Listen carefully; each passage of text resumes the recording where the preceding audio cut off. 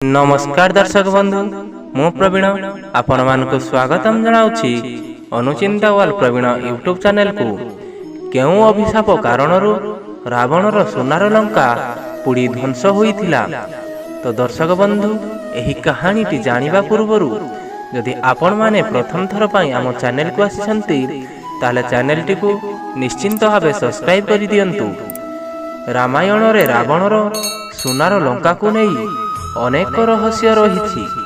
जेतेबेले प्रभु हनुमान माता सीतांकर ठाव करी लंकारे जाई पहुंची थिले, जेउठी रावण सीतांकु बंदी करी रखिथिला एवं रावणर स्वर्ण लंका को नष्ट करिबा द्वारा रावण तार लांजरे निया लगाई देइथिला एवं सेही निया द्वारा प्रभु हनुमान संपूर्ण स्वर्ण लंका को भस्मीभूत करी देइथिले। पौराणिक कथा अनुसार एकदा माता पार्वती निमंत्रण अनुसार भगवान विष्णु और माता लक्ष्मी कैलाश पर्वत रे पहुंची थिले एवं कैलाश पर्वत रे अधिक ठंडा थिबारु माता लक्ष्मी शीतरे थरिबा को लागि थिले। एहा परे माँ लक्ष्मी देवी पार्वती को पचारि थिले कि आपण एते ठंडा रे एही पर्वत रे किपरि रहुछंती। जहाँ को सुनी माता पार्वती को अद्भुत लागिथिला और दुख मध्य लागिथिला।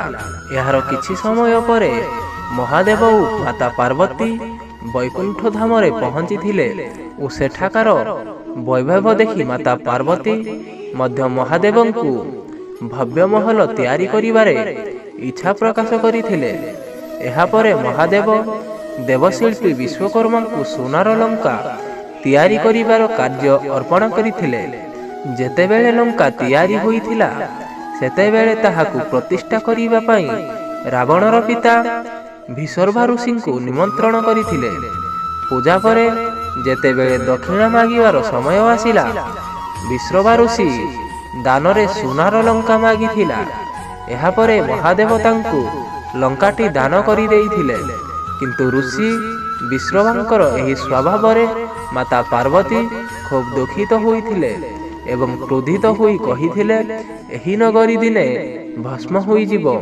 एहा महादेवंक मनरे गभीर दुख देइथिला एवं से मनरे स्थिर करिथिले जे माता पार्वतींक अभिशाप पूरण हेबा जरूरी।